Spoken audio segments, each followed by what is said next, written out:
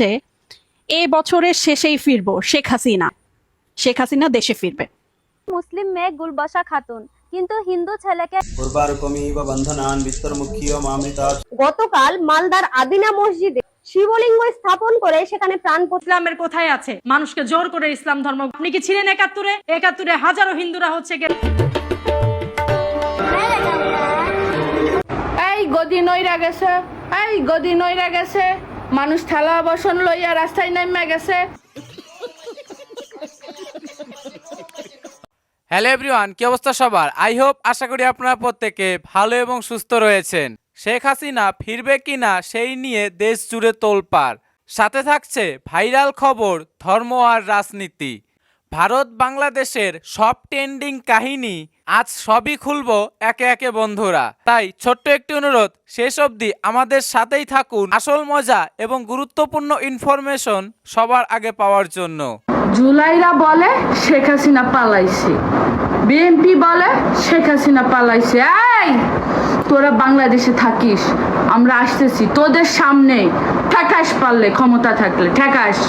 বন্ধুরা, শেখ হাসিনা প্রেমী এই মহিলা যে কথাটা বলল সেটা কিন্তু 100% সত্যি। বাংলাদেশ বিরোধী, ভারত বিরোধী এবং পাকিস্তানপন্থী পটাশিয়ামদের বুকের ভিতরে কিন্তু পুকুত পুকুত পুকুত পুকুত আরম্ভ হয়ে গিয়েছে।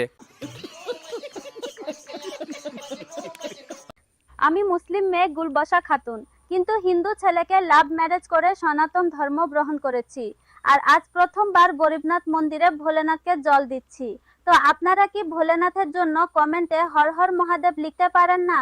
দেখতে পাচ্ছেন বন্ধুরা, ভারতের মুসলিম তরুণী গুলবাসা খাতুন সে লাভ ম্যারেজ করেছে, হিন্দু ছেলেকে ভালোবেসেছে এবং বিয়ে করে সনাতন ধর্ম গ্রহণ করেছে। শুধু সনাতন ধর্মই গ্রহণ করেনি, ভগবান শিবের মাথায় জল অর্পণ করছে, ভগবান শিবকে পুজো দিচ্ছে।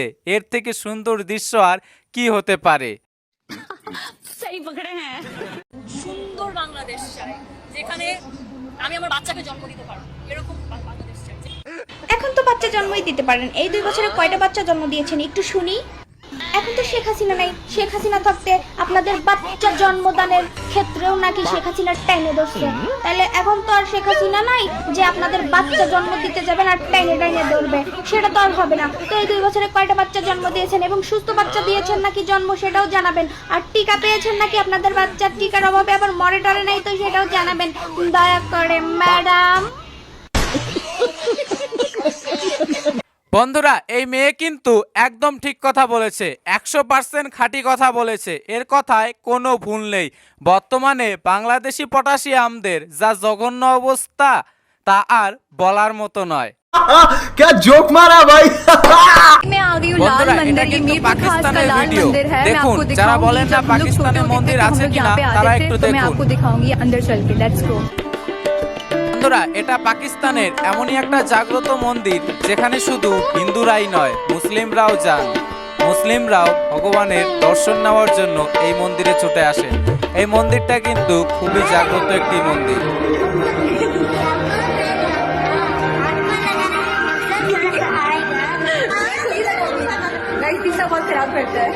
দেখতে পাচ্ছেন বন্ধুরা, পাকিস্তান হিন্দু শূন্য হওয়ার পরও পাকিস্তানে থাকা 2-1% হিন্দুরা তাদের অস্তিত্বকে টিকিয়ে রাখার জন্য লড়াই করছে। তারা তাদের নিজেদের মন্দিরগুলোকে টিকিয়ে রাখার জন্য আজও সেইখানে মাটি কামড়ে আঁকড়ে আছে। কারণ কি, তারা জানে তারা সেখানে থাকলেই তাদের মন্দিরগুলো অক্ষত থাকবে। এই হচ্ছে পাকিস্তানের স্থানীয় হিন্দুদের তাদের ধর্মের প্রতি ভক্তি এবং ভালোবাসা। শেখ হাসিনা দেশে ফিরলে আসলে কি হবে? শেখ হাসিনা দেশে ফিরলে প্রথমেই যে জিনিসটা হবে সেটা হচ্ছে প্রতিটা অলিতে গলিতে যতগুলো মানুষ শেখ হাসিনাকে বিতাড়িত করেছিল, শেখ হাসিনাকে বিতাড়িত করার জন্য উঠে পড়ে লেগেছিল, তারা শিরচ্ছেদ হয়ে যাবে। শিরচ্ছেদের মানে কি জানেন? শিরচ্ছেদের মানে হচ্ছে বডি থেকে গলাটা নাই হয়ে যাবে, জাস্ট উড়ায় দেয়া হবে। এটা শেখ হাসিনা নিজে করবে না, এটা শেখ হাসিনার দল মানে আওয়ামী লীগের চেলাপেলারাই করে দিবে। এটার জন্য শেখ হাসিনার কিছু করার দরকার হবে না।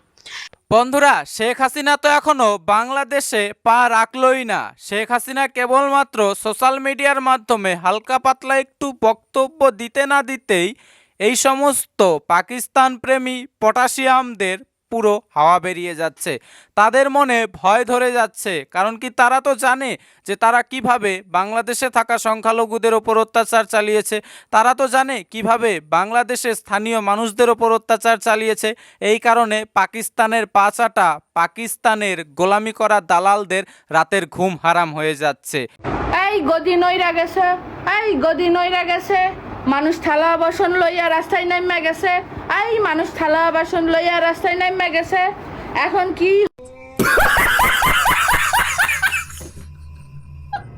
মাদ্রাসা বন্ধ করে দেওয়া উচিত, এখানে তৈরি করা হয় জেহাদি। আমার যেটা মনে হয় যে মাদ্রাসাগুলো থাকা উচিত নয়, যে মাদ্রাসাগুলোতে জিহাদি তৈরি হচ্ছে। মাদ্রাসায় শিশুর ধর্ষণ চলছে, শিশু নির্যাতন চলছে। বাংলাদেশি লেখিকা এবং সোশ্যাল অ্যাক্টিভিস্ট তাসলিমা নাসরিন, সে কিন্তু খুব সুন্দর কথা বলেছে। মাদ্রাসাগুলোকে বন্ধ করে আধুনিক শিক্ষায় রূপান্তরিত করা উচিত। মাদ্রাসার বদল সেইখানে স্কুল, কলেজ, ইউনিভার্সিটি করা উচিত। কারণ কি, মাদ্রাসায় কি তৈরি হয় তা তো এটা আপনারা ওনার মুখ থেকেই শুনতে পারলেন। এইরকম প্রতিবাদী লেখিকার পাশেই আমাদের প্রত্যেকটা শিক্ষিত এবং বুদ্ধিমান সমাজের মানুষদের থাকা উচিত। মানে আমাদের প্রথম ঘুরতে যাওয়া মানে এই আদিনা মসজিদ। তো গতকাল সেই মসজিদে শিবলিঙ্গ স্থাপন করা হয়েছে, সে ভালো কথা।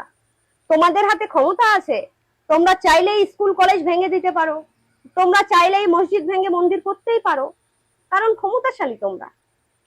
তবে একটা কথা বলে রাখি, ক্ষমতা চিরস্থায়ী নয়। এখানে ক্ষমতার দম্ভ নয়, এটা হচ্ছে হিন্দুদের অস্তিত্ব রক্ষার লড়াই। হিন্দুদের সনাতন ধর্মের থাকা মন্দিরগুলোকে, সনাতন ধর্মের থাকা মঠগুলোকে, সনাতন ধর্মে থাকা দেবদেবীদের, যে সকল দেবদেবীদেরকে একটি বিশেষ ধর্মের লোকেরা দিনের পর দিন অপমান করছিল, সেই সবের বিরুদ্ধে একটি লড়াই, সেই সবের বিরুদ্ধে একটি আন্দোলন। কারণ কি, ভারত একটি হিন্দু জনসংখ্যাবহুল দেশ হওয়ার পরও আমাদের এই দেশেই মন্দির নিয়ে বিতর্ক চলে। আমাদের এই দেশেই হিন্দু ভাইয়েরা প্রতারণার শিকার হয়। আমাদের এই দেশেই হিন্দু মা বোনেরা দিনের পর দিন লাঞ্ছনার শিকার হয়।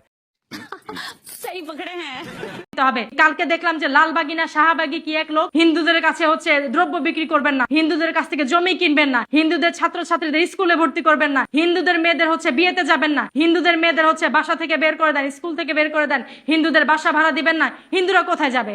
এত কাল পরে আপনি এটা বলার কে? আপনি কি ছিলেন ৭১-এ? ৭১-এ হাজারো হিন্দুরা হচ্ছে গিয়ে যুদ্ধ করেছে, ৭১-এ হাজারো হিন্দুরা মুসলমানদের জন্য বলিদান করেছে। আপনি ছিলেন তখন?